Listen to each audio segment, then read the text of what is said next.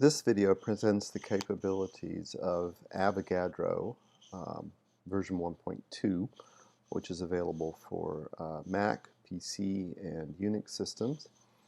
It is useful for examining and creating structures of molecules for use in simulation and quantum chemistry programs.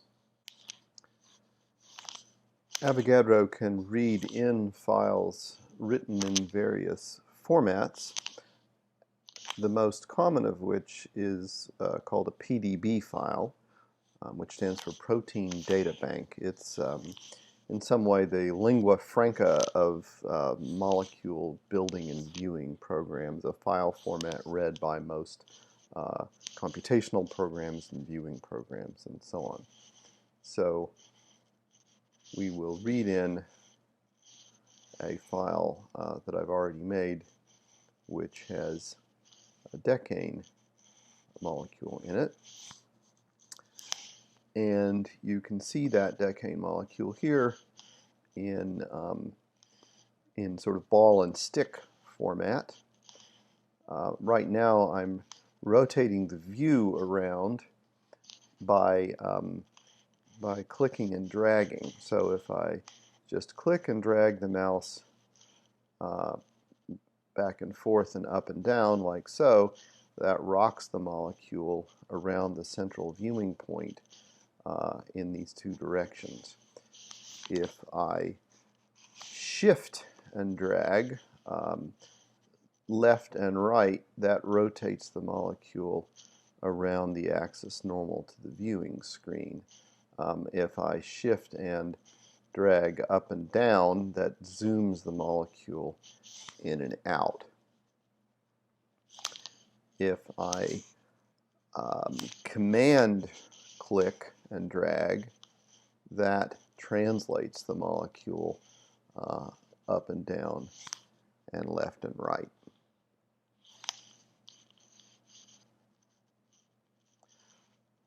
There are settings that change the way that the molecule is displayed, which are accessible here, so that, for instance, you can see that the axes, which are shown here, red, green, blue refers to the X, Y, Z axes, but that the axes are actually also attached to the molecule here, indicating that this atom here is at the origin.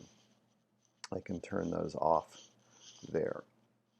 I can change the form of the molecule from being ball and stick to being space filling, I think it's called, or van der Waals spheres, if I want to get a sense of the molecule's size as it would normally present at liquid-like densities. Finally, the labels are visible here. The atom numbers, as they are in the file that Avogadro read in, are presented here, and one can control with this wrench the settings, whether it's the atom number, the element symbol, I think maybe the combination of both, and for various purposes you want one or the other of those things, or you can just simply turn the labels off. So Avogadro is nice for viewing molecules, but in some way its most important feature is building them. So I will begin a new molecule, and to create, for example, the same decane molecule that we were looking at, we start with the pencil tool here. And right now we're looking at the settings for drawing, i.e. creating the molecule, and so there's a panel here that allows us to choose from among the most common atoms to insert, and if the atom you want to insert is not among those, then choosing other brings up the entire periodic table, and then if you click on one of the elements, that will be the atom that you will be inserting. Since we're aiming to build decane, we'll use carbon, and if I click in, it produces not only the carbon, but the hydrogen atoms needed to satisfy its valence requirements. If I then click on one of these hydrogens, it will be transformed into a carbon, and if I continue to click in this pattern here, I will produce an all-trans molecule. So let's see, 1, 2, 3, 4, 5, 6, 7, 8, 9, 10. There's decane.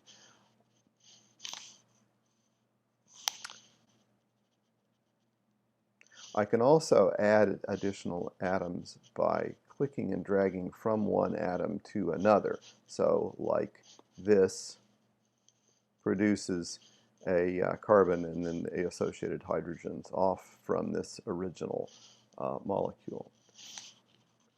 I can change whether a bond is single or double or triple, and indeed you see the default bond order is this one. But if I just click on the bond, it will go from single to double to triple and then back to single again.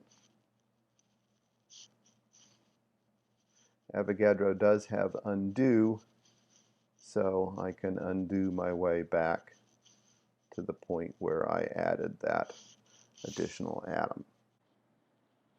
Avogadro also has the ability to add a fragment with a single click. So, for example, in this decane molecule, we can put some benzene rings on to convert this into something that looks like a polystyrene oligomer. So first we select the spot where we want to add the benzene ring, then use insert fragment, which brings up a long list of fragments organized by chemical structure. We can search inside there by typing the first few letters of the fragment that we want, selecting benzene, and then clicking insert. One thing that you'll notice is that it inserted the benzene ring on the opposite side of the molecule that I selected, and this, turns out, is a shortcoming of the way Avogadro does these insertions.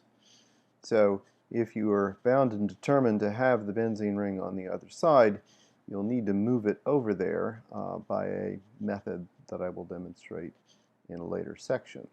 If you are equally happy to have the benzene ring on this side of the molecule, then you can proceed accordingly. So if we wanted to add more benzene rings every other carbon on this side of the molecule, then we might do that by progressively selecting each of these hydrogens on that side of the molecule and doing the insertion repeatedly, where now it appears that it will continue to insert on that side of the molecule so that I can put benzene rings every other carbon along this chain in that way. And the resulting molecule is an isotactic polystyrene fragment. You can also insert fragments not attached to anything. Because of a bug in Avogadro, it seems to turn out better if you save the document that you're about to insert into before you do this, particularly if it doesn't have anything in it, I have found. So I can insert a benzene fragment not attached to anything.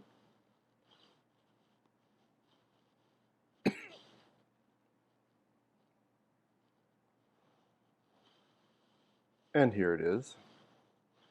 And then I can, for example, attach another benzene ring by highlighting onto this and adding a benzene. Or alternatively, I could insert a benzene attached to nothing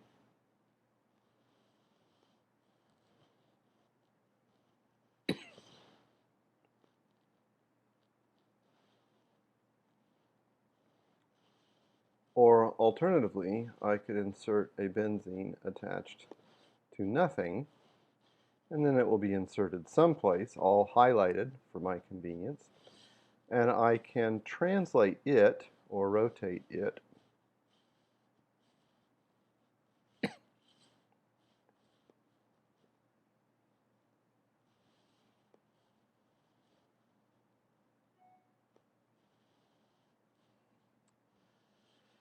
into place approximately with respect to the other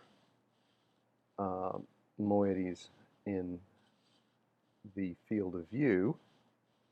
And then finally I can bond it to those other moieties by drawing a bond. And then, as I will show in a later section, energy minimize to get the length of the bond right, or in this case, just translate the highlighted group of atoms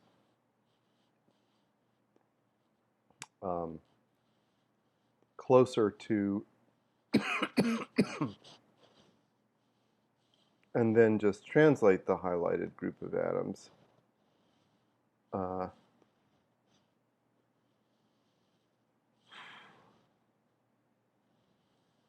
I can then just translate the highlighted group of atoms without translating the rest of the system by using the nudge tool, this little finger here. And then I have something which is a reasonably close approximation of an energy minimized structure. It's a little bit crooked, but if I energy minimize this, as I'll show how to do in a subsequent section, I'll get a perfectly decent structure.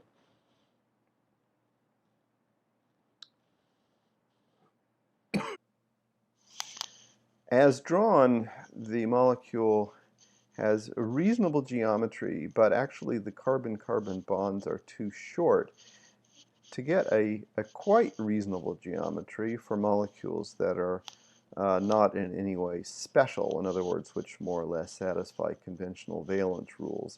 One can energy minimize. So this symbol here, auto optimization, if I click it and then press start, you'll see the molecule adjusting its geometry, and now it is displaying bond lengths and angles and so forth that are quite representative of what a decane molecule in its all-trans configuration would have.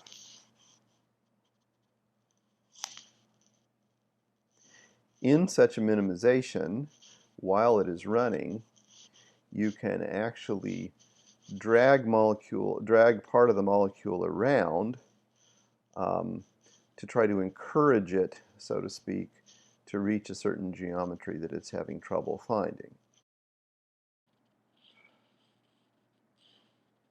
In conjunction with minimizing the energy of a molecular structure, it's useful to be able to freeze the positions of certain atoms.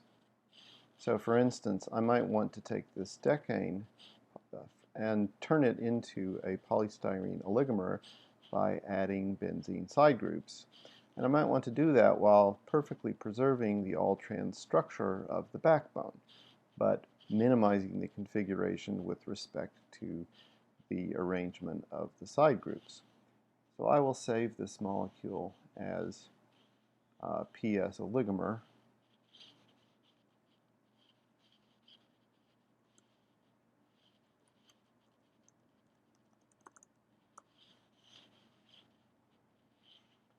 And then under extensions, molecular mechanics fix selected atoms. If I select the set of carbon atoms by command clicking on them one after the other, not the hydrogen, the carbon,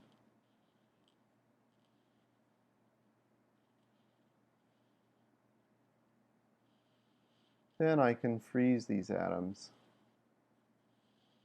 for future minimizations. Now I will select the places I want to put a side group and use insert fragment previously demonstrated to add a benzene ring at that point and also at this point. And now, if I perform an energy minimization,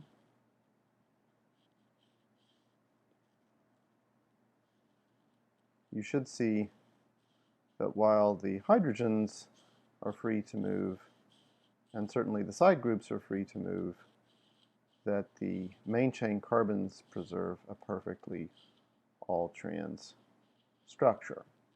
So that if I rotate back to look at the zigzag of the backbone, it's still perfect, even though the minimization greatly changed the orientation of the side groups.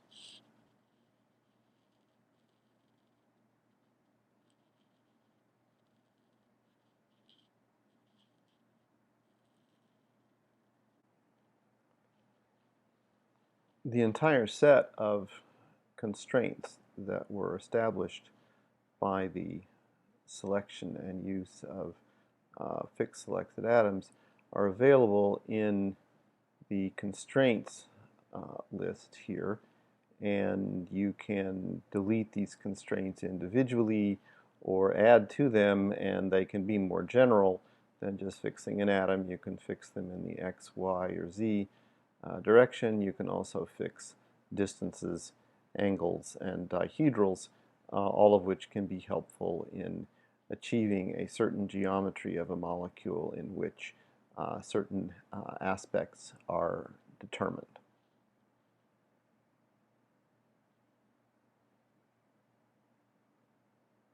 Having built a molecule, I can save it in the usual way with the Save dialog box.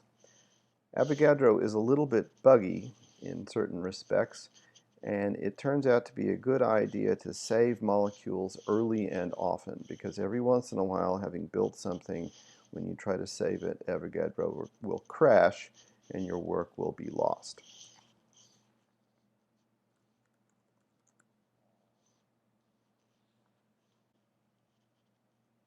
So having built a molecule, we can measure bond distances, angles, and dihedrals with this measurement tool, which looks like a little ruler. And having selected that tool, I can choose up to 4 atoms in order to measure a bond distance, an angle, or a dihedral. So if I choose these 2 atoms in succession, then it measures the distance between them as being, 1.532 angstroms, which is the usual carbon-carbon single bond distance in a saturated hydrocarbon. If I click and add an additional atom number 3, then it measures the angle 123, which is the 110 degrees that you expect, and it reports both the 1, 2, and 2, 3 distances. Finally, if I click a 4th atom, it now reports the dihedral angle 1, 2, 3, 4, which is very close to 180 degrees, in other words, the trans state as a result of the minimization that we did, and the distances, the first, second, and third bond distances, and so forth. If I change my mind about which atoms I want to be measuring, I can click and go backwards by deselecting atoms all the way to the beginning and then start somewhere else to select a new set of atoms to measure. Having built a molecule such as this decane, we often want to manipulate bond lengths and angles, and this can be done with the measurement tool in conjunction with the bond manipulation tool, this icon here. So first you select a bond, and then you see this plane here, which is yellow, which is the plane with respect to which manipulation will happen. And the way we do the manipulation is by dragging an atom near this bond that I selected in certain ways. So for example, if I drag this atom here, then what will happen is this half of the molecule spins around the dihedral angle of the bond that we selected. A similar thing will happen if I grab this atom and spin, or if I grab this atom and spin. If I grab this atom and spin with the command key held down, then it only moves the atom, not the group. If I grab this atom and drag, it changes the angle as shown. And if I want to rotate this bond in a different plane, I can control-click and move the plane that I'm rotating in, which you can see this plane is moving around. When it hits a certain symmetry plane, that is, when it hits a plane that's defined by an existing atom, it turns yellow again. So you see that now the plane is defined by this atom, this one, and this one. So if I grab this atom and rotate, it now rotates in this direction, in the plane of that's indicated by the yellow. So with this kind of manipulation in conjunction with the measurement tool, you can very precisely set angles as desired, or your desire. Having built a molecule, you sometimes want to align it in a particular direction. This decane molecule here is aligned along the z-axis, which is the blue axis. The way that it got that way is because it was aligned using the alignment tool, which is this tool with the pair of parallel arrows. If you hover over these tools, it gives a description about how to use the tool. So to align this molecule in that way, and you'll notice also that the zigzag plane is the xz plane, and so the normal to the page as we're looking at it now is a y, or the green axis. To align the molecule in this way, for this alkane, one can first align the vector between two of the hydrogens in the y direction, and then align along the zigzag in the z direction. You want to do those alignments in the order I'm doing them if you also want the origin of space to be located on one of the two atoms that you choose for alignment. So the first of the two atoms I choose in this second alignment step, this carbon here, will wind up being at the origin. We can center the view and align it to the axes, and now we can see if we rotate about using the rotation tool, we can see that indeed the chain is zigzagging in the xz plane with the vector between the two hydrogens on a given carbon pointing in the y direction. And this is useful for preparing, for example, ordered arrays of molecules, which are a convenient starting point for simulations, or which can be, important in building some other kinds of self-assembled structures.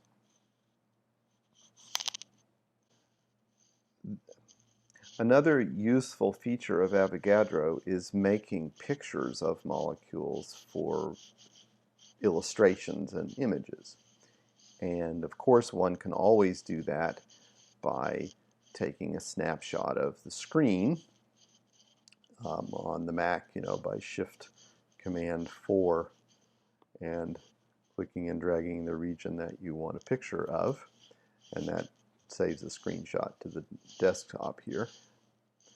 Another way of doing that is by saving an image, which is export graphics, which allows one to choose various formats for the export, including JPEG, PNG, and bitmap, which is not generally recommended. For such images, we may not want a black background. which is a nice high contrast background for viewing the molecule as we work on it, but which is somewhat distracting in a document. And so we can change the background color to something else, white for example, which looks rather bright and uncomfortable on the screen, but which makes a nicer image typically in a document. Avogadro also has the capability to deal with periodic structures, such as one needs to represent crystals. There is a standard file format for such crystal structures, which is called CIF format. And here is an example of alpha quartz, which is a certain arrangement of SiO2. And here the atom positions have come in, and in opening this structure we can see the cell parameters of the unit cell, that is the lengths of the sides A, B, and C, the angles between A and B and A and C and B and C. The coordinates are expressed in various forms in these crystalline structures. For example, fractional coordinates tell you what fraction along the different crystalline axes the different atoms are located.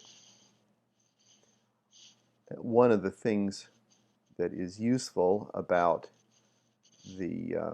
this crystal format is that we can build supercells. In other words, we can stack together multiple unit cells using this supercell builder. So if I want 2 repeats of the structure in the A and B and C directions, then I can generate a cell of that size, which now can be rotated and viewed and can serve as an input to a simulation or a quantum chemistry calculation. And we've got all the atoms in the positions that they need to be. And of course, if you view this crystal down various axes, you can see that it's nicely periodic and that you see stacks of repeating atoms. This structure can be then saved as, for example, a PDB file.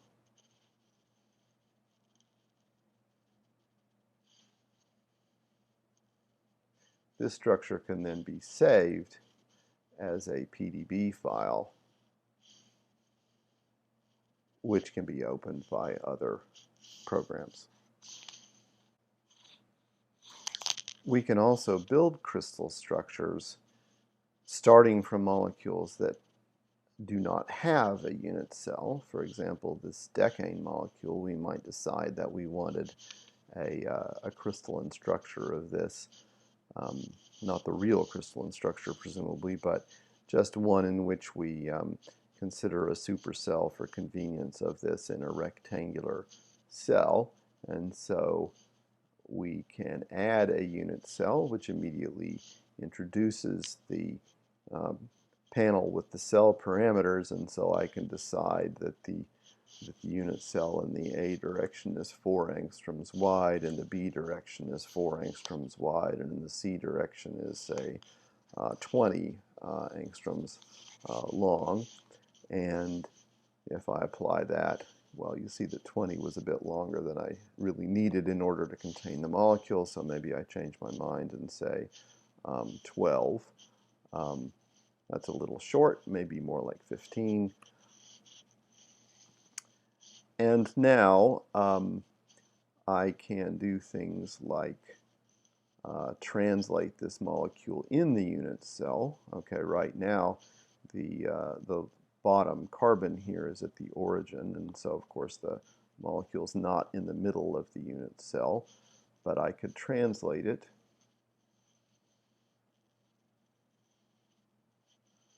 translating in the X direction by, say, that's the red direction, by 2 angstroms, the Y direction by 2 angstroms. That did a pretty good job of putting the thing in the middle, but maybe I overshot a little bit in X and Y, so I want to go back by minus 0.5 in each direction. Something like that. Nope, that was a little too much, so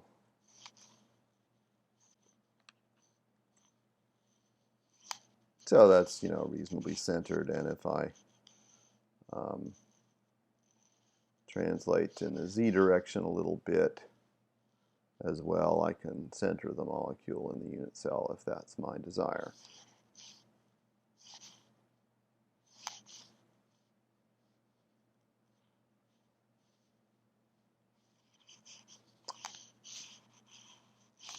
And then I can build a supercell of this if I want, say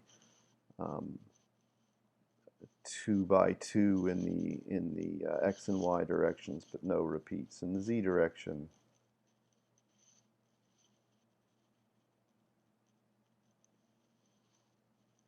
And then I have, you see, an array of these molecules like so. Finally, under extensions, Avogadro has the ability to make input files for a variety of quantum chemistry packages, including Gaussian, which allows it to fill out the sorts of option information that you would use to make a file that you would then run a Gaussian calculation in. So you can choose the basis, you can choose how many processors you want to use, you can choose what level of theory. This is not as extensive as the complete set of options, but it is in some way a convenience, although PDB files made by Avogadro can also just be read in as input to Gaussian using its own graphical user interface called GView, and similar considerations apply to other quantum chemistry packages.